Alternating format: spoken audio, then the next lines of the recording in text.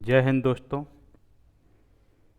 जो लोग government exam की तैयारी और अपने लक्ष्य की प्राप्ति के लिए झंझोड़ मेहनत करने में लगे हुए हैं, मैं उनका हार्दिक स्वागत करता हूं। आपके इस अथक प्रयास की सार्थकता तभी है जब आपके माता पिता आपके ऊपर गर्व महसूस करें। तो इसी क्रम में हमारी सीरीज चल रही है बायोलॉजी की, जिसमें आज हम पढ़ेंगे पाचन तंत्र। तो ठीक है, बिना समय गवाए पाचन तंत्र को शुरू करते हैं। पाचन तंत्र के दो पार्ट, एक आहार नाल और दूसरी पाचन ग्रंथियाँ। आहार नाल में हमारा मुख, ग्रास नली, आमाशय, छोटी आंत और बड़ी आंत आता है, ठीक है। जबकि पाचन ग्रंथियों में लार ग्रंथि, जठर ग्रंथि, अग्नाशय, यकृत और पित्ताशय आते हैं। इनके बारे में आज हम पढ़ेंगे, ठीक है। तो सबसे पहले यहीं से शुरुआत करते हैं कि पाचन ग्रंथियाँ जो होती हैं वो एंजाइम का श्रावण करती हैं, ठीक है। मैं आपसे एक क्वेश्चन पूछूंगा जिसका आपको जवाब देना है। इनमें से कौन सा पाचक रस नहीं है? इंसुलिन, इंसुलिन, दूसरा है तुम्हारा ट्रिप्सिन, ट्रिप्सिन, अमाइलेज और लाइपेज। बताइए कौन सा पाचक रस नहीं है इनमें से, बताइए। तो आपको एक बात हम समझाना चाहेंगे। इंसुलिन जो है, कई लोग ये समझते हैं कि ये तो भोजन वोजन से संबंधित है, लेकिन इंसुलिन कोई पाचक रस नहीं है, यह एक हार्मोन है। और हार्मोन का स्रावण जो होता है वो अंतःस्रावी ग्रंथियों से होता है, जबकि वहीं एंजाइम का स्रावण बहिर्स्रावी ग्रंथियों से होता है। इसका मतलब आप समझे कि ये सब जो ग्रंथियां लिखी हैं, जैसे लार ग्रंथि, जठर ग्रंथि, अग्नाशय, यकृत, पित्ताशय, ये बहिर्स्रावी ग्रंथियां हैं। ये जो अग्न्याशय है, इसी से इंसुलिन का स्रावण भी होता है। तो आप पूछेंगे, आपने तो बताया ये सब बहिर्स्रावी ग्रंथियां हैं, तो अगर इंसुलिन तो एक हार्मोन है, हार्मोन का स्रावण तो अंतःस्रावी ग्रंथि करती है। तो अग्न्याशय के संबंध में ये है कि यह एक मिश्रित ग्रंथि है। इसमें से कुछ हार्मोन भी रिलीज होते हैं और कुछ एंजाइम्स भी होते हैं, ठीक है। आगे चल के हम इसके एंजाइम्स के बारे में पढ़ेंगे, ठीक है। अब ये आहार नाल जो होती है, आहार नाल में ग्रास नली और बड़ी आंत, ये ग्रास नली का मतलब है हमारा गला, और बड़ी आंत आप जानते हैं, छोटी आंत के बाद जो बड़ी आंत होती है, ठीक है। इन दोनों में पाचन नहीं होता है। तो यहां से भी एक क्वेश्चन बनेगा कि इनमें से कहां पे पाचन की क्रिया या पाचन नहीं होता। डायरेक्ट ये पूछेगा इनमें से कौन सी ग्रंथि में मतलब कहाँ पाचन नहीं होता, मतलब बॉडी के शरीर में। तो आप इसमें दे देगा मुख, पहले दे देगा, पहला नंबर पे ही होगा मुख, दूसरे पे ग्रास नली होगी, और तीसरे पे होगा आपका छोटी आंत, और चौथे पे होगा आमाशय, ठीक है। बताइए इनमें से कहाँ, हम बड़ी आंत को नहीं जोड़ रहे हैं, ठीक है, कहाँ पाचन नहीं होता है? तो ग्रास नली में पाचन नहीं होता। कुछ लोग समझते हैं कि मुख में पाचन नहीं होता है। देखिए, अब इसी पॉइंट को हम समझते हैं। ये जो लार ग्रंथि है, आपके मुंह में लार आती है, आप खाना खाते हैं तो आप सभी के मुंह में लार आती है। जब भी आप कोई कार्बोहाइड्रेट का चीज़ लीजिए, जैसे आलू ले लीजिए या फिर चावल का दाना ले लीजिए, गेहूं का रोटी ले लीजिए, तो मुंह में डालते ही वो कुछ भी नहीं खाइए तो हल्का सा मीठा मीठा फील होता है आपको। ये कैसे होता है?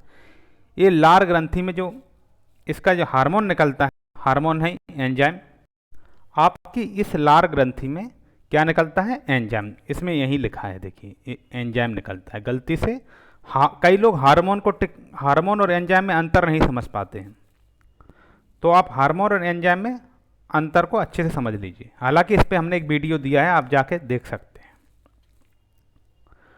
तो ये लार ग्रंथि, इसमें दो प्रकार के एंजाइम निकलते हैं। एक तो सलाइवरी एंजाइम और salivary amylase enzyme, salivary amylase enzyme. दूसरा एंजाइम है इसका ये वाला लाइसोजाइम एंजाइम, लाइसोजाइम। अच्छा एक बात बताएं, आपके कभी चोट लग जाती है हाथ में तो हम लोग क्या है, या हाथ जल जाता है मुंह में दे देते हैं, मुंह से उसे थूक से उसे चूसने लगते हैं, क्यों? क्योंकि उसमें जो लाइसोजाइम एंजाइम होता है वो बैक्टीरिया नाशक होता है, ठीक है। और ये क्यों निकलता है लाइसोजाइम, ये वाला, ये लाइसोजाइम, लाइसोजाइम क्यों निकलता है? क्योंकि हमारे जो भोजन हम जो लोग करते हैं, मतलब कई ज़्यादातर महिलाएं बासी तिबासी भोजन करती हैं, मतलब एक दिन का रखा हुआ है या फिर कुछ ऐसा फूड जिसमें कोई बैक्टीरिया हो, तो उनके लिए हमारी लार ग्रंथि में पहले से ही लाइसोजाइम हार्मोन, ही लाइसोजाइम एंजाइम होता है। अब दूसरी ग्रंथि है जठर ग्रंथि। अब जठर ग्रंथि के बारे में समझते हैं हम लोग। तो ये जठर ग्रंथि आमाशय की दीवारों में पाई जाती है और यह क्या करती है, यह गैस्ट्रिक जूस का स्रावण करती है। और ये कहाँ पाई जाती है? आमाशय की जो भीतरी परत होती है उसे म्यूकोसा लेयर बोलते हैं, उसमें पाई जाती है। और ये 3 प्रकार की होती हैं, ठीक है। अब आगे चल के हम अग्न्याशय देखते हैं। हालांकि अग्न्याशय के बारे में कई लोगों ने सुना होगा कि हम जो लोग खाना खाते हैं उसमें हमारे पेट में एक अग्नि जलती है, वो इसी को रिलेटेड कहते हैं। इससे 3 प्रकार के एंजाइम निकलते हैं। कौन कौन से? एक है ट्रिप्सिन, एक है अमाइलेज और एक है इसका लाइपेज, ठीक है। तो अग्न्याशय का ही होगा। उसके बाद हम पढ़ेंगे यकृत के बारे में। यकृत के बारे में एक हमने पूरा वीडियो बनाया है। यकृत क्या करता है? यह पित्त रस का स्रावण करता है और जो पित्ताशय में स्टोर होता है, कहाँ पे? पित्ताशय में, ठीक है। ये जो पित्ताशय है नाशपाती के आकार का होता है। उम्मीद है आपको इतनी बात समझ में आई होगी। हालांकि चिंता मत कीजिए, मैं इसे सब आपको इसी वीडियो के अंत तक सब कुछ आपको याद करवा दूंगा। अब पाचन की प्रक्रिया कैसे होती है? पाचन में सबसे पहले अंतर्ग्रहण होता है, अर्थात हम जो लोग भोजन खाते हैं वो क्या है? अंतर्ग्रहण। अब इस अंतर्ग्रहण को समझते हैं। इसमें क्या होता है, हम मुंह में भोजन चबाना स्टार्ट करते हैं। तो कई आपने सुना होगा कि साधु महात्मा लोग कहते हैं कि भोजन को 32 बार चबाना चाहिए। कितने बार? 32 बार। 32 बार हम इसलिए भोजन चबाते हैं क्योंकि भोजन को चबाने से उसका क्षेत्रफल में विस्तार होता है, मतलब उसका सतह बढ़ता है। और जिससे क्या होता है, जो हमारे मुंह से जो एंजाइम निकलते हैं, जैसे सलाइवरी अमाइलेज एंजाइम और लाइसोजाइम एंजाइम, वो क्या भोजन में अच्छी तरह से मिक्स हो पाते हैं, ठीक है। इसलिए भोजन की पहली प्रक्रिया को अंतर्ग्रहण माना गया है, ठीक है। भोजन की दूसरी प्रक्रिया है पाचन। पाचन में क्या होता है, बड़े बड़े जो खाने के अणु होते हैं, मतलब बड़े बड़े अणु का मतलब आप ऐसे समझिए, जो हम बड़ा सा निवाला लेते हैं उसे छोटे छोटे में भाग में करके हम पेट में भेज देते हैं, ठीक है। तो मुख में इसमें क्या होता है, जो अमाइलेज जो होता है, मुख का अमाइलेज भोजन को, मतलब निवाला को स्टार्च में तोड़ता है। किसमें? स्टार्च में, ठीक है। स्टार्च के अब हो गया मुख। मुख के बाद जाएगा अमाशय में। अमाशय में क्या होता है, अमाशय में कोई कार्बोहाइड्रेट को नहीं तोड़ता। कारण क्या है, अमाशय में क्या है, HCl होता है। इसके कारण जो हमारी लार ग्रंथि का जो सलाइवरी अमाइलेज एंजाइम होता है वो अमाशय में आके नष्ट कर देता है। किस? HCl के द्वारा वो नष्ट हो जाता है। इसलिए अब अमाशय में किसी प्रकार का कार्बोहाइड्रेट नहीं पचता। जो आप चावल वगैरह खाते हैं वो अमाशय में नहीं पचते हैं, ठीक है, याद रखिए। जब आप भोजन करिए तो इन सब चीज़ों को दोहराते रहिए कि ये जो चावल का दाना खा रहे हैं या रोटी का निवाला, ये अमाशय में नहीं पचेगा। जबकि मुंह में पच गया है, अमाशय में ये नहीं पचेगा, ठीक है। अमाशय में क्या होता है, प्रोटीन जो होती है उसे तोड़ा जाता है, ठीक है। प्रोटीन को पेप्टाइड में तोड़ा जाता है। और वो कौन तोड़ता है? एक एंजाइम है पेप्सिन। और उसी में जो बच्चे जो दूध पीते हैं माता का, एक बच्चा है छोटा सा, वो माता का दूध पी रहा, उसमें क्या होता है, रेनिन करके एक एंजाइम होता है जो माता के दूध को या जो भी दूध बच्चा पीता है उसे केसिन प्रोटीन में तोड़ता है। जैसे पेप्सिन क्या करता है, प्रोटीन को पेप्टाइड में तोड़ता है और उसे केसिन में तोड़ा जाता है, मतलब केसिन में जमा किया जाता है एक तरीके से। उम्मीद है आप समझ रहे होंगे। उसके बाद तीसरा चरण होता है अवशोषण। इसमें छोटी आंत में चाहे वो कार्बोहाइड्रेट हो, चाहे वो प्रोटीन हो, चाहे वो फैट हो, इन तीनों को छोटी आंत में तोड़ा जाता है और इतना तोड़ा जाता है कि वो जो रक्त में हस्तांतरण ये लिखा है ना, ब्लड में अब्जॉर्ब किया जा सके। लेकिन अभी तक आपने बहुत गौर किया होगा, हमने मुंह में खाना खा लिया, पेट से छोटी आंत तक पहुंच गए, अभी तक वसा को किसी ने नहीं तोड़ा। तो वसा को ये तोड़ने का काम होता है वो यही लीवर से जो निकलता है ना बाइल, पित्त के द्वारा ये वसा तोड़ा जाता है। और एक अग्न्याशय का एंजाइम है, उसका नाम है लाइपेज एंजाइम। क्या है? Lipase enzyme. मैं ट्रिक से आपको अभी याद करा देता हूं, ठीक है। आंत जो होती है, छोटी आंत में बिली एक संरचना होती है, बिली। आप बिली को समझिए, बिली ये क्या करती है, ऐसी ऐसी होती है हमारी उंगली जैसी, जैसे हमारी उंगली है पंजा सा बन गया, ये बिली है। इसमें क्या किया जाता है, भोजन को अच्छे से मिलाया जाता है एंजाइम्स में और उन्हें तोड़कर उनका लगभग 90% अवशोषण छोटी आंत में ही कर दिया जाता है उसका, ठीक है। तो अगर एक क्वेश्चन बन जाए आपके किसी भी एग्जाम में, इनमें से ये चार ऑप्शन आ जाए, अंतर्ग्रहण, पाचन, अवशोषण और शोंगीकरण, इनमें से भोजन का जो अवशोषण है सर्वाधिक कहाँ पे होता है, तो छोटी आंत में होता है, वो भी 90% के आसपास होता है। मतलब आपका भोजन 90% छोटी आंत में ही पचता है। उसके बाद ये शोंगीकरण पे आते हैं। अब कुछ लोग शोंगीकरण में कन्फ्यूज रहते हैं। ये शोंगीकरण क्या है, इसे इंग्लिश में बोलते हैं असाइमिलेशन, ठीक है। इसमें क्या होता है, जो हम भोजन करते हैं वो भोजन क्या है, छोटी आंत द्वारा अवशोषित कर लिया जाता है। उसके बाद वो कोशिकाओं को ट्रांसफर किया जाता है। ये देखिए, ये रक्त है, रक्त से कोशिका में चला जाता है और कोशिका में जाके वहाँ एक ऊर्जा, माइटोकॉन्ड्रिया के थ्रू एक ऊर्जा बनती है एटीपी।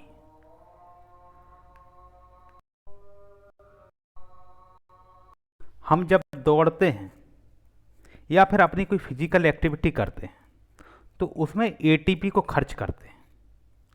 अच्छा, एटीपी को खर्च करने के दौरान जो हमारे शरीर में हीट जनरेट होती है, उसी के कारण हमारी मानव बॉडी का टेम्परेचर 37 डिग्री सेल्सियस होता है। आपको ये तो पता होगा कि हमारे शरीर का तापमान कितना होता है, लेकिन क्यों होता है ये जान लीजिए। अब अगला चरण आता है मल त्याग। जब हम क्या करने लगते हैं, अपच या अवशेषी खाना को शरीर से बाहर निकालने के लिए मल त्याग की प्रक्रिया का प्रयोग करते हैं, इसे बोलते हैं एजेशन। जब बड़ी आंत जल और खनिज को सोख लेती है तो बाकी मल गुदा मार्ग के थ्रू शरीर से बाहर निकल जाता है और ये जो मल बाहर निकलता है ये सेलुलोज की फॉर्म में होता है। सेलुलोज के यहाँ से भी कोई क्वेश्चन आ सकता है, जो मल बाहर निकलता है वो प्रोटीन की फॉर्म में होता है, वो फैट की फॉर्म में होता है, वो स्टार्च की फॉर्म में होता है, वो सेलुलोज की फॉर्म में होता है। तो आप कोशिश करना आप इसे समझ जाएं कि सेलुलोज है, कोई प्रोटीन और फैट नहीं निकलता है डायरेक्ट, ठीक है। हाँ, कई लोगों को दस्त वगैरह लगे होंगे, सभी को लगते हैं अमूमन। तो जब हमारी बड़ी आंत क्या करती है, जल और खनिज का अवशोषण बंद कर देती है तो हमें एक रोग होता है जिसे बोटुलिज्म रोग बोलते हैं। क्या? बोटुलिज्म। इसे किसी टेक्निक से आप लोग याद रख लीजिए, ठीक है। बोटुलिज्म, आप ये समझिए, हम अंतर्ग्रहण, पाचन, अवशोषण, शोंगीकरण, मल त्याग पे आ गए, लेकिन लास्ट में हमने एक बात बताई है, बोटुलिज्म। तो इसे थोड़ा सीरियसली सुनिए, क्वेश्चन यहां से बन सकता है, बोटुलिज्म, ठीक है। चलिए अब आगे बढ़ते हैं। ये देखिए आगे लिखा भी है, बड़ी आंत में जल एवं खनिज का अवशोषण होता है और संक्रमण होने पर बोटुलिज्म हो जाता है। बड़ी आंत अवशोषण करना बंद कर देती है। क्यों हो जाता है? क्योंकि बड़ी आंत जो है अवशोषण करना बंद कर देती है। उसके लिए हमारे भारत के एक वैज्ञानिक जो डॉक्टर साहब जो होंगे, दिलीप महालनोबिस, उनने ORS का खोज किया था। इसे बोलते हैं ओरल रिहाइड्रेशन थेरेपी। ठीक है, अब इसमें क्या होता है ये समझते हैं। ये जो होता है ORS, ये ग्लूकोज, ठीक है, ग्लूकोज, NaCl, KCl और सोडियम सिट्रेट, क्या हम लिख देते हैं यहाँ पे अलग से लिख देते हैं, सोडियम सिट्रेट। ठीक है, तो अगर कुछ आपको एक जानकारी होना चाहिए, ORS घोल तो सभी ने पिया होगा, तो इसमें क्या क्या होता है? ग्लूकोज होता है, सोडियम क्लोराइड होता है, पोटेशियम क्लोराइड होता है और सोडियम सिट्रेट होता है। अब आपके पेपर में एक क्वेश्चन बनेगा,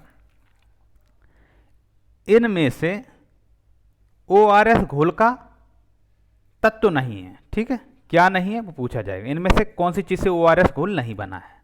आपको विकल्प हम देंगे, NaCl, KCl, HCl और ग्लूकोज। बताइए इनमें से क्या ORS घोल में नहीं पाया जाता? स्वाभाविक है HCl नहीं पाया जाता, क्योंकि ये बहुत अम्लीय होता है। ये हमारे शरीर में कहाँ पाया जाता है? आमाशय में पाया जाता है। और ये जो HCl ही होता है, जो हमारे भोजन में कई प्रकार के बैक्टीरिया वगैरह आ जाते हैं, उनको जो लाइसोजाइम एंजाइम जो पाया जाता है वो तो मुंह में पाया जाता है, लेकिन वो उतना ज़्यादा एक्टिव नहीं होता है जितना कि HCl होता है। ये तो बहुत बड़ा अम्लीय पदार्थ है, बड़े बड़े बैक्टीरियाओं को ये भस्म कर देता है। ठीक है, अब चलते हैं आगे। अब ये देखिए पाचन कैसे होता है। पाचन पहले तो मुख में जाएगा, मुख में कौन सा एंजाइम मिलता है? अमाइलेज। उसके बाद आमाशय में जाएगा, यहाँ दो एंजाइम, ये तो HCl हो गया और ये जठर ग्रंथि हो गया। उसके बाद छोटी आंत के बाद में बड़ी आंत, और बड़ी आंत में यदि भोजन नहीं, वो खनिज का अवशोषण और जल का अवशोषण करने में जब बड़ी आंत असमर्थ हो जाती है तो उसे बोटुलिज्म रोग होता है। इतना आप समझ गए होंगे, उम्मीद है। ठीक है, अब हम आते हैं इस चित्र पे, इसे देखिए, ये हमारा मुख है। ये जो लिखा है बोलस, ये बोलस क्या होता है? जब हम खाना को चबाते जाते हैं उसमें लार मिलती जाती है, और लार में कौन कौन से एंजाइम मैंने बताया था? सलाइवरी एमाइलेज और लाइसोजाइम। जब ये भोजन में मिलते जाते हैं तो उससे क्या बनता है? बोलस बनता है, बोलस। तो आप जब खाना खाते समय जब बोलना तो नहीं चाहिए, बिना बोले ही सोचना कि मैं क्यों नहीं बोलता, क्योंकि खाना खाते समय बोलस बनता है, इसलिए बोलस जब बने तो बोलना नहीं चाहिए। इस टेक्निक से आप इसे याद रख सकते हैं। ठीक है, अब ये समझते हैं, लार ग्रंथि जो होती है ये मुंह में ही बनती है। ठीक है, इसका पीएच मान 6.8 होता है। कितना होता है? 6.8। ठीक है, लेकिन एक खासियत इसकी है कि मुंह है, मुंह में क्या, हम खाना में क्या खाते हैं? हम रोटी खाते हैं उसमें कार्बोहाइड्रेट होता है, दाल खाते हैं उसमें प्रोटीन होता है, ऊपर से जो घी भी डाल देते हैं वो फैट होता है। ठीक है, लेकिन मुंह में केवल कार्ब, रोटी ही पचेगी या चावल ही पचेगा, केवल कार्ब ही पचेगा मुंह में। ठीक है, सिर्फ अगर कोई क्वेश्चन पूछे कि मुंह में इनमें से कौन सा नहीं पचता है, प्रोटीन कौन कौन सा पचता है ये पूछे, तो प्रोटीन, कार्बोहाइड्रेट, फैट या ये तीनों, तो आप तो ये आंसर लगा दोगे ये तीनों, जबकि ये गलत है। ये तीनों नहीं होंगे, प्रोटीन और फैट मुंह में नहीं पचता है, कि मुंह वाला जो एंजाइम होता है केवल कार्बोहाइड्रेट को ही पचाता है। उम्मीद है आप ये बात समझ गए होंगे। अब हम चलते हैं इस पे आते हैं आमाशय के ऊपर। आमाशय, ठीक है, आमाशय को समझते हैं। अब यही बोलस जो हमारे मुंह में है, ये ग्रास नली के माध्यम से, ये ग्रास नली, ये देखिए आपका गला दिख रहा है, ये हम काला काला कर देते हैं। ग्रास नली के माध्यम से कहाँ पे आ गया? आपके आमाशय में आ गया। ठीक है, अब ये आमाशय में 2 से 3 घंटा रुकेगा। कितना रुकेगा? 2 से 3 घंटा। आपको टाइम भी याद होना चाहिए। ठीक, अब 2 से 3 घंटा रुक के भोजन क्या करेगा पेट में, आमाशय में? तो यहाँ क्या होता है, यहाँ कुछ जैसे एक गैस्ट्रिक जूस, एक HCl और एक पेप्सिनोजन,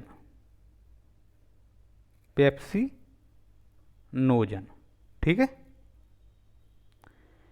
ये आमाशय में मिलते हैं। किसमें? भोजन में। इतना समझ गए? आमाशय की एक खासियत है, आमाशय में भी केवल प्रोटीन का ही पाचन होता है। यहाँ भी यहाँ सबसे पहले कार्ब पचा, यहाँ प्रोटीन पचेगा, ठीक है। प्रोटीन क्यों पचता है प्रोटीन आमाशय में पहले? क्योंकि स्टोमक है ना, हमारा जो आमाशय है उसका पीएच लगभग कितना होता है? 1.8 के आसपास, ठीक है। पीएच स्केल पे अम्लीय होता है 1.8। तो क्या हुआ, कार्बोहाइड्रेट का डाइजेशन यहाँ रुक जाएगा। उसका कारण है कि इसका इतना कम पीएच होता है, जो हमारी लार ग्रंथि से सलाइवरी अमाइलेज निकलता है वो यहाँ नष्ट हो जाता है, ठीक है। मैं आपसे एक क्वेश्चन पूछना चाहता हूं, लार ग्रंथि से निकलने वाला सलाइवरी अमाइलेज क्षारीय प्रकृति का होता है कि अम्लीय प्रकृति का होता है? ये हल्का सा अम्लीय ही होता है, क्योंकि इसका पीएच 6.8 के आसपास होता है, और जबकि आमाशय का पीएच 1.8 के आसपास होता है। तो कितना अंतर है? 5। लेकिन फिर भी हम ये कह रहे हैं कि ये भाई अम्लीय प्रकृति का है, क्योंकि जब 7 पे तो उदासीन होता है, ये 7.1 होगा तब उसे हम क्षारीय कहेंगे, जबकि ये 6.8 है। आप कॉन्सेप्ट समझ गए होंगे। ये जो ड्यूडेनम, अब बोलस ड्यूडेनम में आ गया है, ठीक है, 2 से 3 घंटे के बाद में, जिसे हम लोग क्या बोल रहे हैं? कायम बोल रहे हैं, ठीक है। अब ड्यूडेनम में जो एमाइलेज, ट्रिप्सिन और लाइपेज, ये 3 एंजाइम होते हैं जो अग्न्याशय से आते हैं, और उसके अलावा जो बाइल जूस होता है जो यकृत के माध्यम से पित्ताशय से ड्यूडेनम के पास आ जाता है। ये क्या करता है, इसका पीएच मान कितना होता है? 7.8 होता है, अर्थात ये क्षारीय प्रकृति का होता है। और पेट में जो पीएच होता है वो कितना है? 1.8, जो अम्लीय होता है, ठीक है। यहाँ क्या होता है, यहाँ ये जो ईस्टर बंध है, ईस्टर बंध जो वसा के बीच पाया जाता है, उसे लाइपेज एंजाइम तोड़ देता है, जबकि ये जो पेप्टाइड प्रोटीन है, जो प्रोटीन से तोड़ के पेप्टाइड जो पेट में बनता है उसे ट्रिप्सिन तोड़ देता है, और जो ग्लाइकोसिडिक बंध है इसे एमाइलेज तोड़ देता है, ठीक है। अब इन तीनों को याद करने की जरूरत है। ये अग्न्याशय से, जबकि अग्न्याशय और लीवर में डायरेक्ट कोई भोजन का पाचन नहीं होता है, आप ये याद रखिए। अभी हमने आपको पढ़ाया है पाचन तंत्र, तो उसमें क्या बताया आपको? मुख, ग्रासनली, आमाशय, छोटी आंत, बड़ी आंत और मलत्याग। कहीं भी आपको लीवर या आमाशय, वो अग्न्याशय बोला है? नहीं बोला है, क्योंकि अग्न्याशय से जो रस आते हैं वो अमाइलेज, ट्रिप्सिन और लाइपेज ड्यूडेनम में आ जाते हैं, जो क्या है? छोटी आंत का एक पार्ट है, एक हिस्सा होता है, छोटी आंत का ही एक हिस्सा है ड्यूडेनम। अगर कहीं पूछ दे कि इनमें से 4 ऑप्शन दे दो, पूछ दे इनमें से कौन सा छोटी आंत का पार्ट है, तो ड्यूडेनम को आप टिक कर सकते हैं।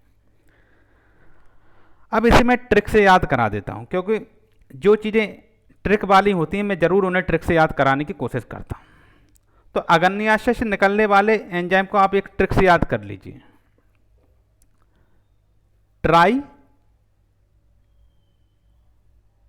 ट्राइमाइलिप्स, ठीक है, ट्राइमाइलिप्स। तो ट्राई से क्या है? ट्राई से हुआ ट्रिप्सिन, ट्राई से ट्रिप्सिन, माई से अमाइलेज, ठीक है। और ये जो लिप्स से हो गया लाइपेज। अब ठीक है, ये लाइपेज जो है ये ईस्टर बंध को तोड़ देता है, जो वसा में होता है, और ये काफ़ी जटिल प्रकृति का होता है। और ये ट्रिप्सिन है जो ये प्रोटीन के पेप्टाइड बॉन्ड को तोड़ देता है, ठीक है। जबकि जो कार्ब का ग्लाइकोसिडिक, जो कार्ब का जो होता है ग्लाइकोसिडिक बंध, ए ग्लाइकोसिडिक बंध, ये जटिल का नहीं होता, ये हल्का प्रकृति का होता है। पूछो ये हल्का क्यों होता है? कि कुछ इसे इतने हार्ड की ज़रूरत नहीं होती है। स्टार्च कुछ तो मुंह में ही पच गया, आपकी लार की ग्रंथियों ने पचा दिया है, तो यहाँ आके काफ़ी आसानी से पच जाता है। जबकि सबसे ज़्यादा दिक्कत आती है ईस्टर बंध और पेप्टाइड बंध को पचाने में। ठीक है, अब ये जो रस होते हैं, देखो ये लिखा है, अग्न्याशय के माध्यम से जो एंजाइम आते हैं उनके नाम है अमाइलेज, ट्रिप्सिन और लाइपेज। ट्राइमाइलिप्स से हमने याद कर चुके हैं। इसमें क्या होता है, वसा का पाइसीकरण होता है। जो वसा था फैट का पाइसीकरण कहाँ होता है? छोटी आंत में। क्वेश्चन पूछे आप वसा का पाइसीकरण कहाँ होता है, तो आप बता सकते हैं छोटी आंत में। ठीक है, अब ये पाइसीकरण क्या होता है, इसे वो इंग्लिश में बोलेंगे इमल्सिफिकेशन। क्या होता है, ये छोटे छोटे भोजन के कण हैं, ऐसे ऐसे ऐसे ऐसे। इन्हें यहाँ का जो लीवर से निकलने वाला पित्तरस होता है वो चारों तरफ से घेर लेता है, चारों तरफ से घेर लेता है, और उसे घेर घेर के, जैसे मतलब ये इतने बड़े थे, इन्हें तोड़ तोड़ के ऐसे ऐसे छोटे छोटे में बदल देगा, ताकि क्या हो, जो ब्लड में आसानी से मिल जाए और ब्लड के माध्यम से शरीर अब्जॉर्ब कर ले, और अब्जॉर्ब करके ये कोशिकाओं को दी जा सके। कोशिका तो आप जानते हैं हमारी बॉडी में कितनी कोशिकाएं होती हैं, मैंने पहले ही वीडियो में आपको ये याद कराया था। हमारे शरीर में लगभग 37 ट्रिलियन कोशिकाएं होती हैं, जो मैंने आपको अमेरिका की जीडीपी से लिंक कराया था कि ये अमेरिका की जीडीपी से भी अधिक होती हैं। तो आप अभी अमेरिका का जीडीपी सर्च कीजिए कितना है। ठीक है, अब फिर क्या होता है, वसा का पाइसीकरण हो जाता है, और जब तक भोजन अम्लीय बना रहता है तब तक छोटी आंत में पाचन शुरू नहीं होता। इसीलिए वसा का पाइसीकरण करना पड़ता है। क्यों नहीं होता? एक पेट का कितना होता है पीएच 1.8, और पेट से कहाँ आता है? छोटी आंत में आता है, ड्यूडेनम के रास्ते से छोटी आंत में आता है। तो वो क्या अम्लीय रहेगा, और अम्लीय रहेगा तब तक ये जो एंजाइम है अग्न्याशय के, ट्रिप्सिन, एमाइलेज और लाइपेज, ये काम नहीं कर पाते हैं भोजन पे। तो हमारा ये लीवर होता है जो टोपी के आकार का होता है, ये वाला, रुक मैं दिखाता हूँ। ये है लीवर, ये है लीवर, देखिए यहाँ से ये है बाइल डक्ट, ये नाशपाती के आकार की होती है। यहाँ से होते हुए छोटी आंत में क्या आ जाता है? पित्तरस आ जाता है, पित्तरस। और पित्तरस भोजन को क्या कर देता है? क्षारीय कर देता है। ठीक है, अब भोजन जब क्षारीय हो जाएगा तो छोटी आंत क्या भोजन का पाचन शुरू कर देती है। ठीक है, इसीलिए यहां लिखा है पित्त जो है भोजन को पचाने योग्य बनाता है।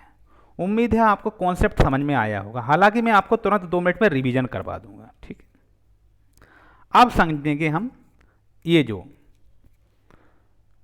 लीवर से आने वाला जो पित्त रस है वो कैसे कैसे आता है और कैसे कैसे काम करता है। ठीक है, ये देखिए, ये इसका काम रहेगा 5 पार्ट में। कितने में? 5 पार्ट में। ये है पहला, दूसरा, तीसरा, चौथा और 5वां। अब इसे समझते हैं हम लोग अच्छे से। ये जो है, ये है, इसकी क्या जरूरत है? लीवर ने क्या बनाया? पित्त रस बनाया, बाइल जूस बनाया, उसे यहां पित्ताशय में स्टोरेज कर देता है। अब मैं आपसे एक क्वेश्चन पूछता हूं, क्या ये जो पित्ताशय है ये कौन सा रस बनाता है? पित्ताशय कौन सा रस बनाता है? मैं विकल्प देता हूं, पित्तरस, ट्रिप्सिन, अमाइलेज और लाइपेज। बताइए इनमें से कौन सा रस पित्ताशय बनाता है? ये है पित्तरस। इनमें से कोई भी रस पित्ताशय नहीं बनाता। ये आप क्या कह रहे हैं? आपके दिमाग में एक बात गई होगी, क्या कह रहे हैं? पित्ताशय नाम है, पित्तरस नहीं बना। नहीं भाई, ये पित्त को केवल स्टोर करता है। जैसे कि हमारे खेत में चावल या धान या गेहूं उगता है, वो हमारे घरों में आके स्टोरेज में हम रख देते हैं, तो क्या हमारे घर में उगता है? वो घर में नहीं उगता, घर में तो केवल वो रखा जाता है। वैसे ही ये जो है लीवर बाइल जूस बनाता है। ये जो है ये लीवर है, ये बाइल जूस बना रहा है, और उसके अंदर देखो हरा हरा ये दिख रहा है, ये वाला हरा, इसमें स्टोरेज कर दे रहा है। हालांकि मुझे बैगन के आकार का लग रहा है, लेकिन आप इसे नाशपाती के आकार का ही मानेंगे। ठीक है, इसमें रख देता है। अब क्यों रख देता है, इस कारण को समझते हैं। हम सुबह, दोपहर और रात्रि में भोजन करते हैं ना, लेकिन ये लीवर जो है हमेशा बाइल जूस बनाता रहता है। ठीक है, 24 घंटे बाइल जूस बनाता रहता है। अगर ये डायरेक्ट आंत में भेज देगा तो हमें 24 घंटा हम भोजन तो एक ही बार करते, तो इसलिए पित्ताशय में स्टोर कर देता है। जैसे ही मांग होती है पित्त रस की, वो तुरंत यहाँ से रिलीज कर देता है। जैसे कि आप ये समझिए, बारिश के दौरान हम बांधों में पानी एकत्रित कर लेते हैं ना। जैसे ही जब खेती बाड़ी की ज़रूरत होती है तो उसे नहरों के माध्यम से छोड़ दिया जाता है और खेत तक पानी पहुँचाया जाता है। बिल्कुल वैसे ही हमारे शरीर का ये सिस्टम भी काम करता है। इसलिए मैं हमेशा कहता हूँ कि हमारे शरीर में ही ब्रह्मांड है, इसे बस समझने की ज़रूरत है। ठीक है, अब ये जो है ये कंसंट्रेशन ऑफ बाइल है।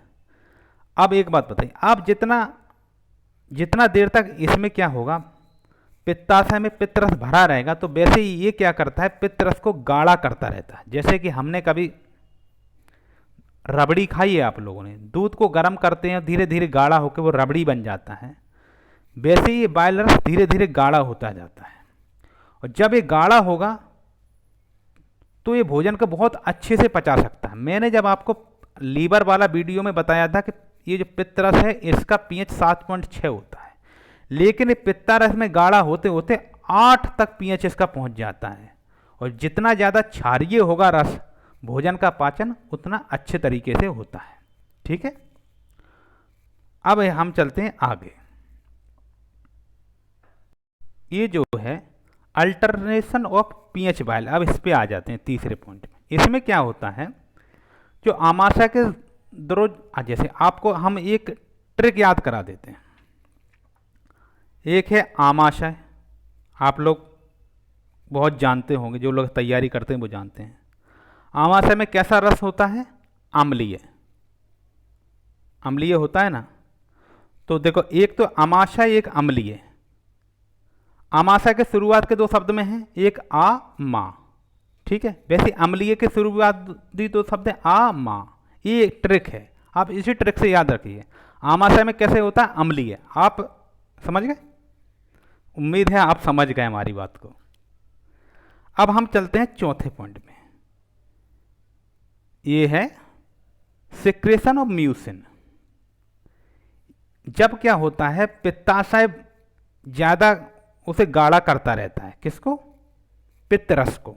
हमने बोला ना, आपने कभी रबड़ी खाई होगी, आपने रबड़ी तो खा ली दूध की, ये क्या इतना गाढ़ा कर देता है म्यूसिन से कि वो रबड़ी का क्या बन जाता है, वो मिठाई बन जाता है। खौ, हमारे यहाँ उसे खौ बोलते हैं, आपके यहाँ क्या बोलते हैं, जब दूध बिल्कुल गाढ़ा हो जाता है, वो बर्फी बनने लायक, उसे क्या बोलते हैं, खौ बोलते हैं ना। हाँ, जब खौ जैसा हो जाता है तो वो बड़े आराम से, जब बता खौ जितना गाढ़ा हो जाएगा तो पाइपलाइन में कैसे बह सकता है, वो नहीं बह सकता है, और वो पित्ताशय में धीरे धीरे करके एक पथरी जमा देता है।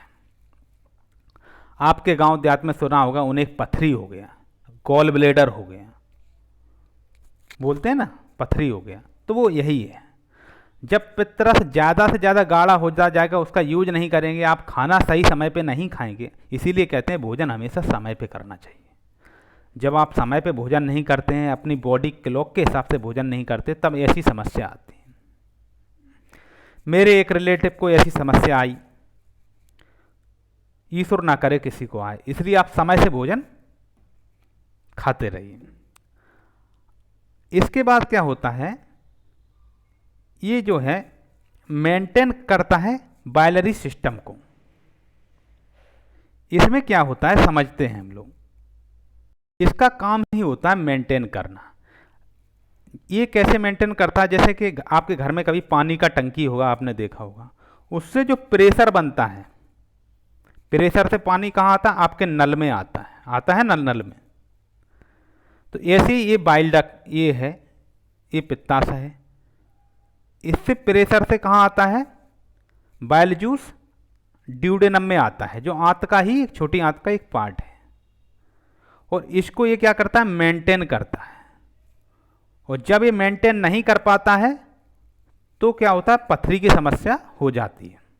और मेंटेन कब नहीं कर पाएगा, अरे भाई पानी आए तब तो मेंटेन करेगा, जब कीचड़ ही आने लगे तो कहाँ से मेंटेन करेगा। इतना ज़्यादा गाढ़ा हो जाएगा आपका बॉयल जूस तो मेंटेन नहीं कर पाता, फिर पथरी की समस्या आना चालू हो जाती है। ठीक है, उम्मीद है आपको ये समझ में आया होगा। इससे रिलेटेड हम कुछ क्वेश्चन